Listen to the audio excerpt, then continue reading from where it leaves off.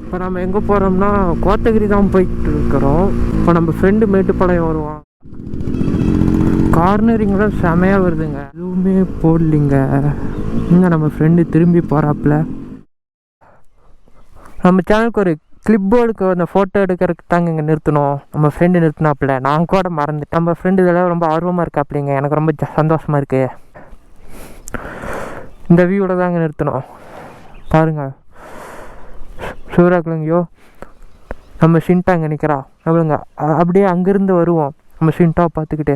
தம்ப்நெயிலுக்கு இது யூஸ் ஆகும். இது நடந்து போ. அங்கே பாருங்கள், நம்ம சின்ட்டாவை பாருங்கள். அப்பா எவ்வளோ அழகாக இருக்கா.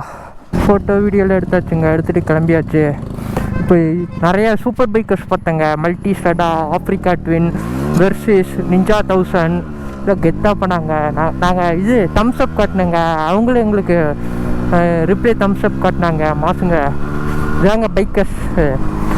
என்ன பைக் வச்சுருக்குறோங்கிறதுலாம் அடாடாடாடா ஸ்டாண்டே எடுக்கலைங்க. இந்நேரம் விடுங்க, இந்நேரம் தெரிச்சிருப்பேன். ஷிட். இல்லைங்க ஸ்டாண்டு செக் பண்ணிக்கிட்டு அப்புறம் கிளம்பிக்கலாம். சின்ட்டா எனக்கு காப்பாற்றிட்டாங்க. ஸ்டாண்டு பயங்கரமாக உரசிச்சு, ரோட்டில் கீழே விழுந்திருக்கணும். ஆனால் சின்ட்டா கெத்துங்க, ஸ்டாண்டு அழைக்கா போய் க்ளோஸ் ஆகிக்குச்சு. சின்ட்டா கெத்து, சின்ட்டா கெத்து.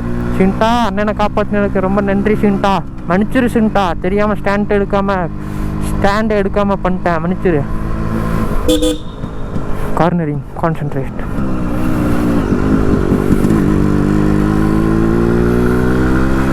வாங்க பேச நிறுத்திட்டு ரைடு கான்சன்ட்ரேட் பண்ணி ரைட் பண்ணுவோம்.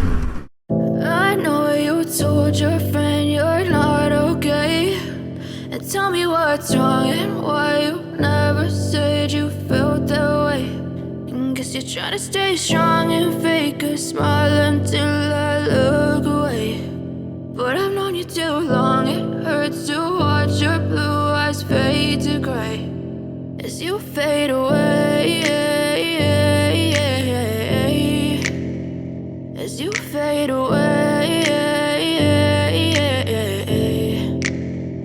Yeah, I'm about to fade away, cause every time I wake up I feel like it's Monday. Something's going wrong with all the chemicals up in my brain. All of a sudden I don't look at anything the same way. Got a build up of my thoughts sitting in an ashtray. I'm sorry that I'm so inconvenient, okay. Just let me. கோத்தகிரிக்கு 12 kilometres இருக்குன்னு mile ஸ்டோனில் போட்டிருக்கு. நமக்கு என்ன 10 கிலோமீட்டர்ஸ்னு Google மாமா சொல்கிறாரு. அங்கே பாருங்க பாறை எப்படி நிற்குதுன்னு. கீழே ரோடு கீழே ஏதாச்சும் ரோடு போய் அந்த பாறை அழிஞ்சு விட்டா வருது. அங்கே பாருங்க ஸ்டெப் ஃபார்மிங் பண்ணியிருக்காங்க. 8th ஸ்டாண்டர்டில் படித்ததெல்லாம் நேரில் பார்க்குறேங்க. கேமராவில் தெரியுதான்னு தெரியலைங்க அந்த ஸ்டெப் ஃபார்மிங். இறங்கும்போது சும்மா கார்னரிங் மாசாக பண்ணலான்னு ஒரு ஐடியா இருக்குது. பட்டு கூட இன்னொரு ரைடர் வந்துருக்குறாப்புல. நம்ம டயர் வேறு மோசமாக இருக்குது. Littering will attract penalty fine ₹1000. ஆமாங்க, நான் அந்த மேட்டுப்பாளையம் வியூ பாயிண்டில் பார்த்தேங்க. பிளாஸ்டிக் கவரு, இந்த சாப்பாடு வாங்கினா அந்த குழம்பு தருவாங்களா அந்த கவரு, அப்புறம் இது லிக்கர் பாட்டில் எல்லாம் இஷ்டத்துக்கு போட்டு வச்சுருந்தாங்க.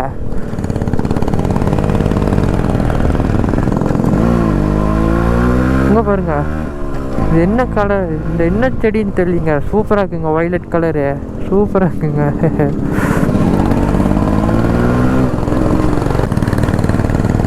இந்த மாதிரி கார்னரிங்கில் பிரேக் போடையில் பைக்கை லீன் ஆங்கிளில் வைக்காதீங்க. பைக்கை முடிஞ்ச அளவுக்கு பெர்பெண்டிகுலராக வச்சுக்கோங்க. அப்போ தான் ஸ்கிட்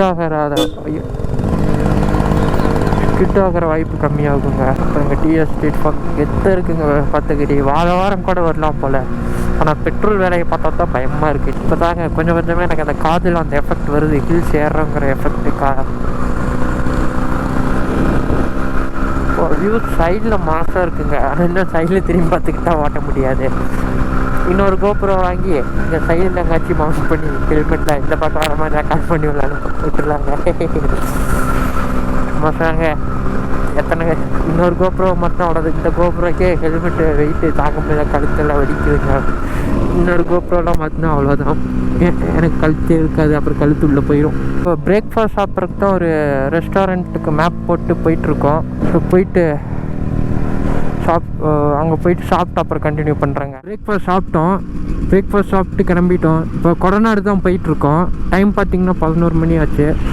ஆங்கிள் எப்படி இருக்குன்னு தெரியல, செக் பண்ண முடியல. ஆங்கிள் அப்படியே தான் இருக்கும், ஏன்னா எந்த சேஞ்சஸும் பண்ணலை. வாங்க பார்ப்போம். கூட்டமே இல்லைங்க, ஏன்னே தெரில. நாங்கள் சீசன் டைம், இது சீசன் டைம் இல்லையா என்னன்னு தெரில, கூட்டமே இல்லைங்க. அமைதியாக சூப்பராக இருக்குங்க. செம்ம வியூங்க. இப்படியே பார்த்துக்கிட்டே வண்டி ஓட்டலாம் ஜாலியாக. எங்கே நிற்கலாம்? இப்போ பார்த்தீங்கன்னா இந்த இடத்துல 2 பேர் இங்கே கொஞ்சம் நேரம் இங்கே உட்காந்துருந்து பேசிகிட்டு இருந்தோம். 2 பேர் கொஞ்சம் நேரம் பேசிட்டு திரும்ப கிளம்பிட்டோம். நம்ம கோபுரம் ஆங்கிளாக டக்குன்னு செக் பண்ணிட்டேன், நல்லா இருக்குன்னு தான் நம்புகிறேன். சரி வாங்க அப்படியே கிளம்புவோம். நடத்த பாருங்க, ஃபுல்லாக 2 சைடு மரம் மேலே சும்மா அந்த மரத்துலேயே ஷீலிங் போட்ட மாதிரி இடம். நான் குன்னூர் போனப்போ இப்படி தாங்க, இந்த வார்டு நல்ல டீப்பாக அந்த மரத்துக்குள்ளெல்லாம் போகுங்க. அப்போ மழை வேற பெஞ்சுக்கிட்டு இருந்துச்சு, சும்மா சொர்க்க மாதிரி இருந்துச்சுங்க, வெறித்தனமாக. மான்சூனில் வரணுங்க, சூப்பராக இருக்கும். அதுக்குள்ளே 1 மணி நேரம் அதுக்குள்ளேயே இருந்துக்கிட்டேங்க குன்னூர் போனப்போ. ஆனால் இன்றைக்கி இப்போ சம்மர் டைமுங்களா, அதனால் வெயில் தான் கடிக்குது. மான்சூனில் தாங்க செம்ம. ஹில்ஸ் எல்லாம் வரணும்னா மான்சூன் தான் கரெக்டான டைமு. இந்த மழை டைமில் ஸோ அப்படி இருக்கும். அதுக்குன்னு வர பிச்சு வந்துருச்சுனாலாம் ரொம்ப கஷ்டம். ஓரளவுக்கு மழை பெய்யணும், ஆனால் ஃபுல்லாக நம்மளால் பைக்கே ஓட்ட முடியாத அளவுக்கு பெஞ்சிச்சுன்னா அப்போல்லாம் ரிஸ்க்கு. அப்படியே ட்ரெஸ்ஸில் ஆகிக்கிட்டே இருக்கணும், அந்த மாதிரி டைமில் போகணுங்க. விட்டு இந்த பக்கம் இப்போ பெரிய இருக்குங்க வியூ. ரிட்டன் வரையில் முடிஞ்ச நிற்கலாங்க. இப்போ நான் நின்று போனேன், ஏதாச்சும் உட்கார கேட்டால் தான் நிற்கலாங்க. எங்கே நின்னப்பனா நமக்கு பின்னாடி வர காரில் வரவங்களுக்குலாம் ரொம்ப டிஸ்டர்பன்ஸாக இருக்குங்க ஓட்டுறக்கு. ஏன்னா கொஞ்சம் கேப் எடுத்து நிற்கலாம். இங்கே நான் கேமராவை ஆஃப் பண்ண உடனே அந்த லேவெண்டர் பூ அந்த மரம் லைனாக இருந்துச்சுங்க. எனக்கு கேமராவை ஆன் பண்ணோடனே அப்போ தோணலிங்க, அந்த ரசிச்சுக்கிட்டு அப்படியே ஒரு வேற ஒரு உலகத்துக்கே போயிட்டுங்க. அந்த ஒரு 20-30 செகண்டு நான் அப்படியே என்ன ஆச்சுன்னே தெரியுங்க எனக்கு. இந்த மாதிரி இடத்துல எனக்கு ஒரு சூப்பர் பைக்கில் வந்ததுன்னா இந்த ஃபீல் வந்திருக்குமான்னு தெரியலைங்க. RX-ல் வரங்காட்டி அந்த ஒரு ஃபீல், அந்த பைக்கு நமக்கு ஒரு கனெக்ஷன் இருக்குங்க. அந்த இன்ஜினுக்கு நம்ம ஹார்ட்டுக்கு உண்மை எல்லோரும் சொல்கிற மாதிரி சொல்கிறேன். என்ன சொல்கிறான் பாருங்க, கம்பி கட்டுற கதையெல்லாம் சொல்கிறான் பாருங்கன்னு இப்போ நான் ஒன்று சொல்ல போகிறேன். அது சொன்னதுக்கப்புறம் உங்களுக்கு தோணும், இருந்தாலும் பரவாயில்ல நான் சொல்லுவேன். ஷிண்டாவோட ஹார்ட் பீட்டும் ஷிண்டாவோட இன்ஜின் பிஸ்டன் அந்த ஃபயரிங் ஆர்டரும் என்னோடய ஹார்ட் பீட்டும் சிங்க் ஆகி ஒரே ரிதமில் திடிக்குதுங்க. நான் சொல்கிறான் பாருங்களேன் அப்படிங்கிறீங்களா. இந்த வியூ சும்மா வெறித்தனமாக இருக்குக்கா.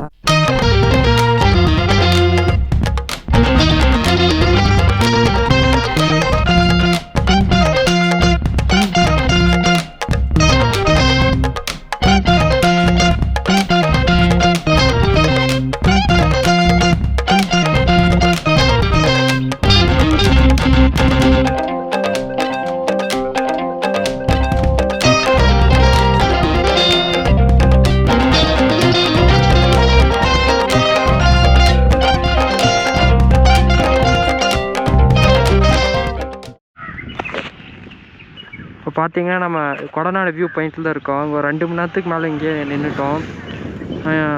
பேட்ரி சேஞ்ச் பண்ணிட்டேன், மித்தெல்லாம் போக கண்டினியூ பண்ணுறேன். நான் இப்போ பார்த்தீங்கன்னா நம்ம கொடநாடு வியூ பாயிண்ட்லேருந்து கிளம்பிட்டோம். நான் உண்மையை சொல்கிறேன், இவ்வளோ நேரம் என்ன விளாக் பண்ணிக்கிட்டு வந்தேன்னு சுத்தமாக மறந்துட்டேன். என்ன பேசி எப்படி கண்டினியூ பண்ணுறேன்னே தெரில. சரி விடுங்க, நாங்கள் கொடநாடு வியூ பாயிண்டில் பெருசாக வீடியோ எடுக்க முடியல, ஏன்னா அங்கே ஒரே க்ரௌடாக இருந்துச்சு.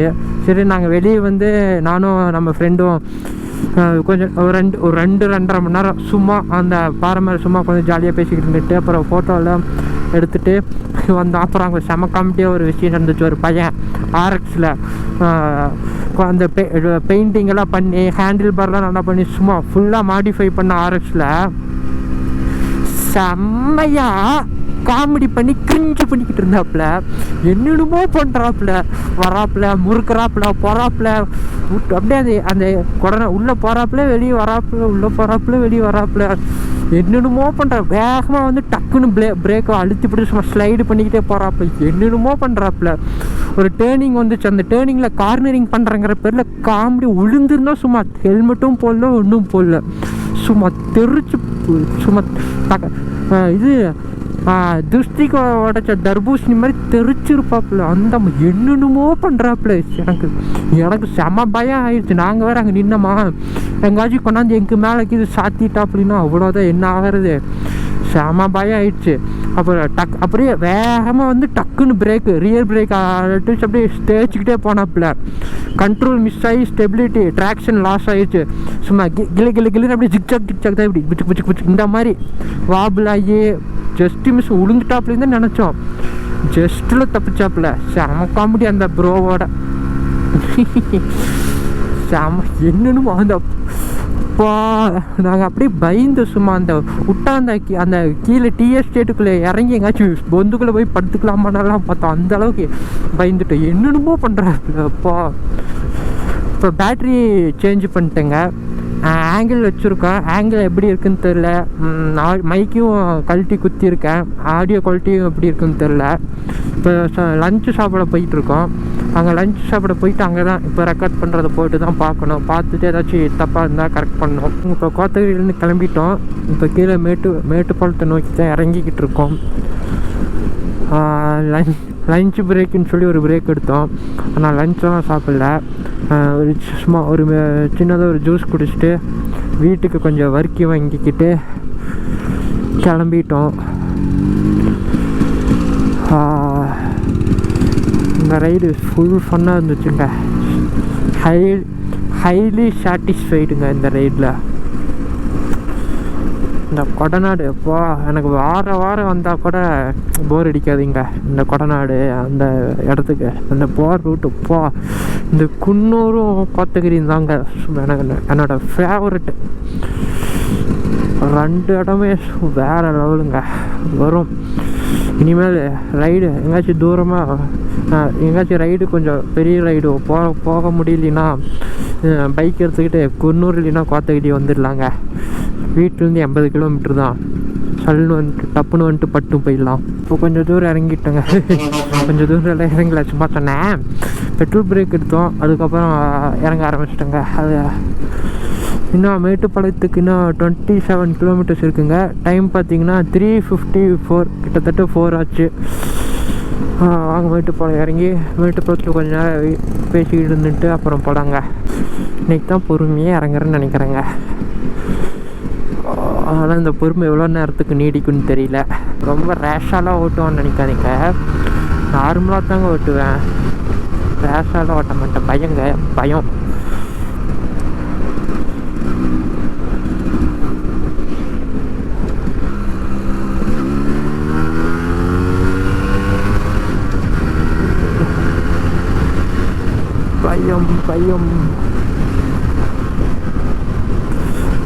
ஆர்எக்ஸ் பிரேக்கு சூப்பருங்க. ஆர்எக்ஸ் தானா, அதாவது நீங்கள் ஆர்எக்ஸை அதோட ஃபுல் பொட்டென்ஷியல் யூஸ் பண்ணி லிமிட்குள்ளே எப்படி அந்த இடத்தோட அந்த ரோடு கண்டிஷனுக்கு டிராஃபிக் கண்டிஷனுக்கு அந்த லிமிட்குள்ளே நீங்கள் அதோட ஃபுல் பொட்டென்ஷியலுக்கு புஷ் பண்ணிங்கன்னா பிரேக்கு எந்த வித பிரச்சனையும் இல்லைங்க.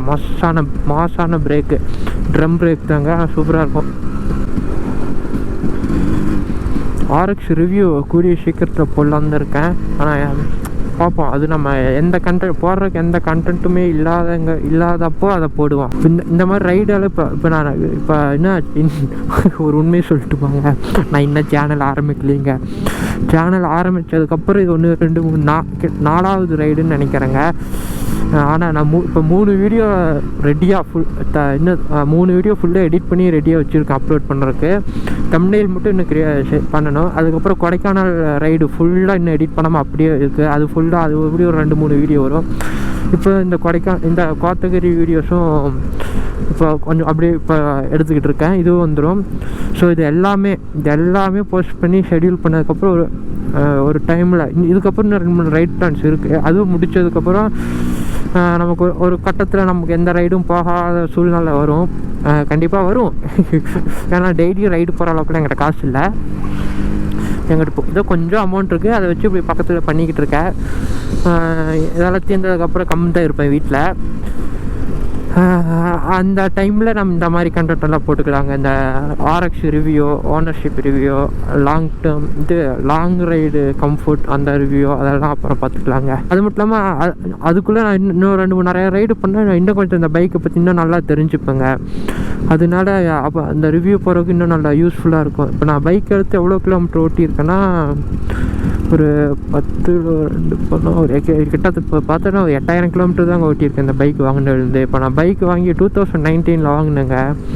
இப்போ எத்தனை வருஷம் ஆச்சுன்னா பைக் வாங்கி கிட்டத்தட்ட 4 வருஷம் போதுங்க. இந்த பைக் வாங்கி இந்த அக்டோபர் வந்தால் 4 வருஷம் கம்ப்ளீட் ஆயிருங்க பைக் வாங்கி. 4 வருஷமா 3 வருஷங்க.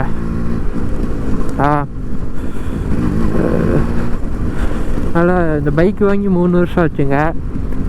3 வருஷத்தில் 8000 கிலோமீட்டர் தான் ஓட்டியிருக்கேன். ஃபஸ்ட்டு 2 வருஷம் நான் ஒன்றுமே ஓட்டல. இந்த ஒரு வருஷத்துல தான் ஒரு 3000 கிலோமீட்டர் தான் அந்த ஃபஸ்ட்டு 2 வருஷத்தில் ஓட்டினேன். இந்த ஒரு வருஷத்துல இந்த 5000 கிலோமீட்டர் ஓட்டியிருக்கேன். அதனால் இன்னும் கொஞ்சம் ஓட்டிட்டு அதுக்கப்புறம் ரிவ்யூ போட்டுக்கலாங்க. இப்போ ரோடு மாசாக இருக்குங்க. ஆனால் இறங்கும்போது ஃபுல் கான்சன்ட்ரேஷனோட இறங்கணுங்க.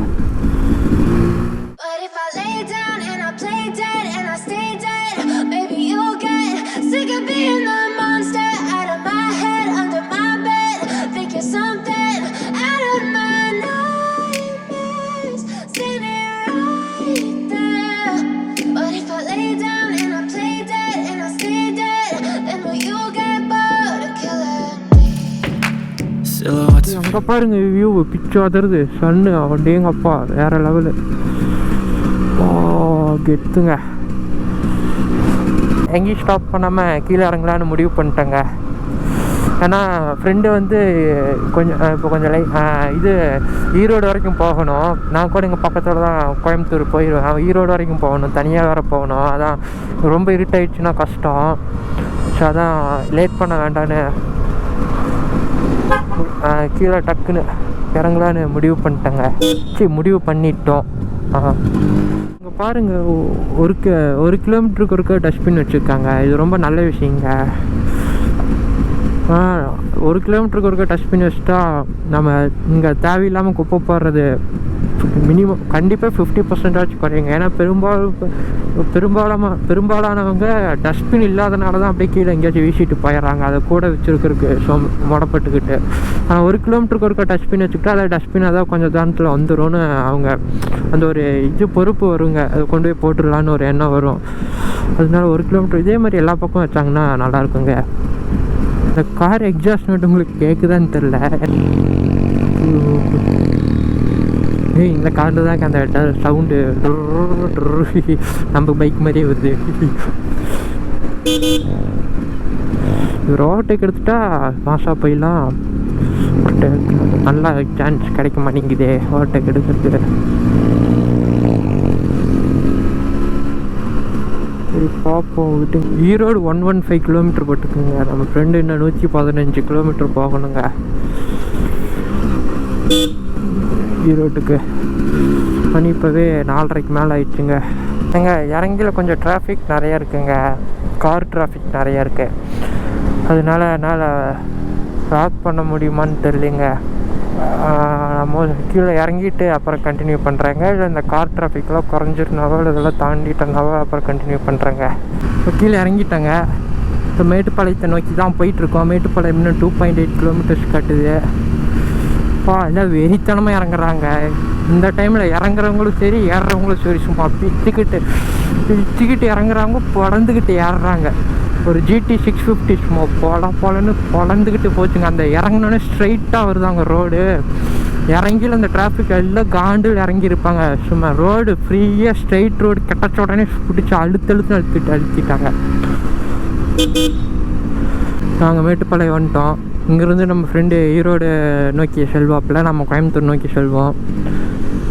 ஓகே, நம்ம ஃப்ரெண்டு நம்ம பேசிட்டு கொஞ்சம் நேரம் பார்த்துட்டு அப்புறம் கண்டினியூ பண்ணுறேங்க. ஓகேங்க, இப்போ நம்ம ஃப்ரெண்டு ஈரோட்டை நோக்கி கிளம்பிட்டாப்புல.